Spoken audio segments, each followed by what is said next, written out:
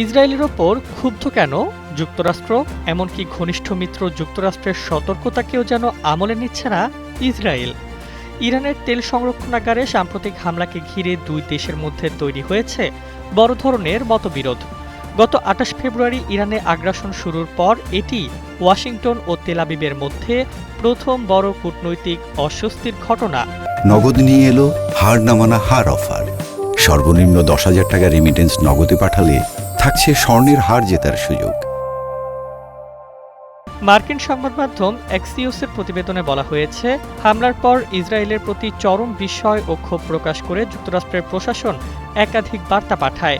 এমনকি বার্তার ভাষাও ছিল বেশ কঠোর। এক মার্কিন কর্মকর্তা বলেন, আমরা এত বড় হামলা দেখে সত্যি অবাক হয়েছি। এটা ভালো কোনো সিদ্ধান্ত ছিল বলে আমরা মনে করি না। ইসরায়েল অবশ্য দাবি করেছে, তেহরানের যেসব তেল স্থাপনায় হামলা চালানো হয়েছে সেগুলো ইরানের ক্ষেপণাস্ত্র কর্মসূচির জ্বালানি সরবরাহে ব্যবহৃত হতো। হামলার আগে বিষয়টি ওয়াশিংটনকে জানানো হয়েছিল বলেও দাবি করেছে তারা। তবে মার্কিন কর্মকর্তারা বলছেন, হামলার ব্যাপকতা তাদের প্রত্যাশার চেয়েও অনেক বেশি ছিল। এই হামলার ফলে তেহরান ও আশেপাশের এলাকায় ভয়াবহ পরিস্থিতির সৃষ্টি হয়েছে। ৩টি তেল ডিপো ও একটি বড় শোধনাগারে আগুন ছড়িয়ে পড়ে। শহরের আকাশ জুড়ে ছড়িয়ে পড়ে কালো ঘন ধোঁয়া। স্থানীয় বাসিন্দারা জানিয়েছেন, সড়ক জুড়ে তেলের আগুন নদীর মতো বয়ে যেতে দেখা গেছে। এমনকি আকাশ থেকে তেল ও কালিতে মিশে যাওয়া কালো বৃষ্টি ঝরার ঘটনাও ঘটেছে।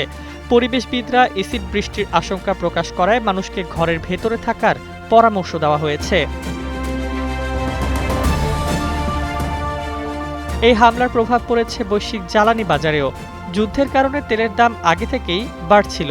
হামলার পর আন্তর্জাতিক বাজারে অপরিশোধিত তেলের দাম প্রায় ৪ বছরের মধ্যে প্রথমবারের মতো ব্যারেল প্রতি $১০০ ছাড়িয়েছে। ব্রেন্ট ক্রুডের দাম বেড়ে দাঁড়িয়েছে প্রায় $১০৭, আর যুক্তরাষ্ট্রে উৎপাদিত তেলের দামও $১০৬ ছাড়িয়েছে। মার্কিন প্রশাসনের উদ্বেগের আরেকটি বড় কারণ জনমত। বিশ্লেষকদের মতে, তেল স্থাপনায় হামলার ফলে ইরানের সাধারণ মানুষ, যারা আগে সরকারের সমালোচক ছিল, তারা এখন ইসরায়েল ও যুক্তরাষ্ট্রের বিরুদ্ধে ঐক্যবদ্ধ হতে পারে। প্রেসিডেন্ট ডোনাল্ড ট্রাম্পের এক উপদেষ্টা বলেছেন, প্রেসিডেন্ট তেল রক্ষা করতে চান, পোড়াতে নয়। এদিকে ইরানও পাল্টা হুঁশিয়ারি দিয়েছে।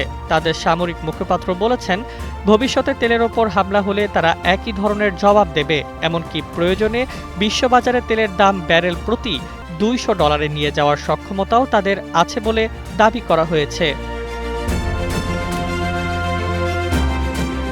সব মিলিয়ে ইরানকে ঘিরে চলমান উত্তেজনার মধ্যেই যুক্তরাষ্ট্র ও ইসরায়েলের সম্পর্কেও নতুন করে অস্বস্তির ছায়া পড়েছে।